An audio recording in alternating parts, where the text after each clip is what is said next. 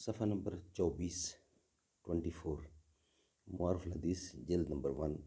Heading ہے اسوہ رسول صلی اللہ علیہ وآلہ وسلم، پیج نمبر 24۔ اعوذ باللہ السمیع العلیم من الشیطان الرجیم، بسم اللہ الرحمن الرحیم۔ قال اللہ تعالی وما آتاکم الرسول فخذوہ وما نہاکم عنہ فانتہوا۔ اللہ کا نبی جو کچھ دے اسے لے لو، جس سے باز رکھے اس سے باز رہو۔ معارف الحدیث احادیث نبوی کا ایک جدید اور جامع انتخاب، اردو ترجمہ اور تشریحات کے ساتھ، جلد اول، کتاب الایمان، تالیف مولانا محمد منظور نعمانی رحمۃ اللہ۔ صفحہ نمبر 24 اور ہیڈنگ ہے اسوہ رسول۔ حضرت صلی اللہ علیہ وسلم نے قرآن پاک کی جو تشریح و تبیین فرمائی اور وہ حکمت جو آپ پر نازل کی گئی، ہر مومن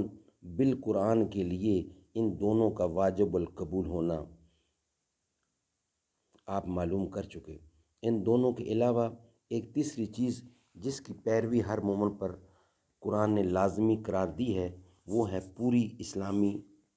و مذہبی زندگی کا وہ نمونہ جو حضرت صلی اللہ علیہ وآلہ وسلم کی ذات اقدس میں جلوہ گر تھا۔ سورۃ احزاب میں ارشاد ہے لَقَدْ كَانَ لَكُمْ فِي رَسُولِ اللَّهِ أُسْوَةٌ حَسَنَةٌ لِمَنْ كَانَ يَرْجُو اللَّهَ وَالْيَوْمَ الْآخِرَ وَذَكَرَ اللَّهَ كَثِيرًا۔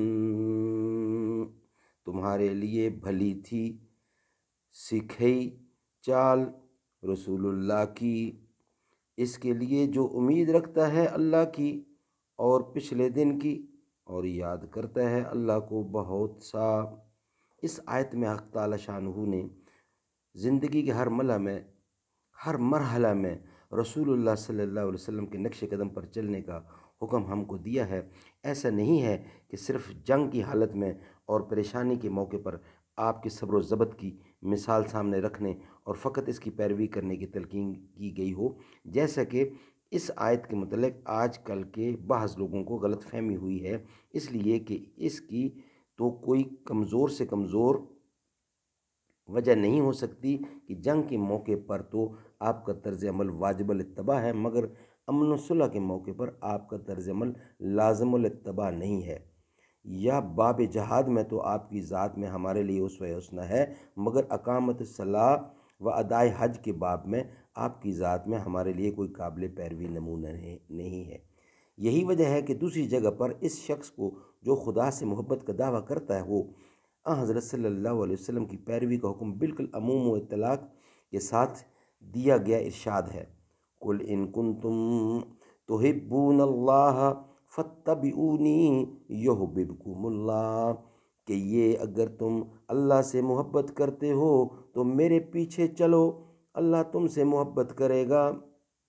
یہاں اللہ کی محبت کا معیار مطلقاً نبی کا اتباع قرار دیا گیا ہے۔ اگر رسول کی ذات اسوہ عمل نہیں ہے اور قرآن کے ماننے والے اس کی پیروی کے مامور نہیں ہیں، تو بتلایا جائے کہ اللہ نے اپنے نبی سے اپنی پیروی کرانے کو کیوں کہا۔ یہ کہنا تو عقل و فہم کی رسوائی کے سوا کچھ نہیں ہے کہ میری پیروی کرو کا مطلب صرف اتنا ہے کہ میں جو قرآن سناتا ہوں بس اس کو سن لو، اس لیے کہ اتباع یا پیروی یا پیچھے چلنے کا یہ مطلب دنیا کی کسی زبان میں نہیں ہوتا۔ ان الفاظ کے معنی تو کسی کے طرز عمل کی تقلید اور کسی کے طور طریقہ پر کاربند ہونے ہی کے آتے ہیں۔ مذکور بالا بیان سے ہر حق طلب اور ہر حق پسند کے ذہن میں یہ بات اچھی طرح آ گئی ہوگی کہ قرآن پر ایمان رکھنے والوں کو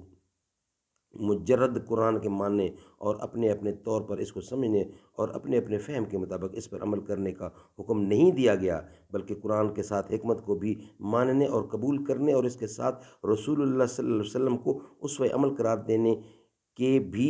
وہ مامور ہیں۔ نیز قرآن پاک کو رسول نے بے بنیاد اور بے نیاز ہو کر نہیں، بلکہ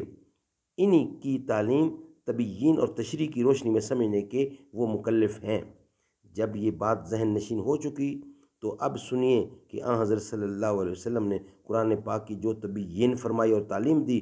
اور وہ حکمت جو آپ پر اتاری گئی، نیز آپ کی پوری زندگی جس کا مکمل نقشہ ان خوش قسمتوں نے ہمارے سامنے کھینچ کر رکھ دیا، جنہوں نے اس زندگی کا مشاہدہ کیا تھا۔ انہیں تینوں چیزوں کا نام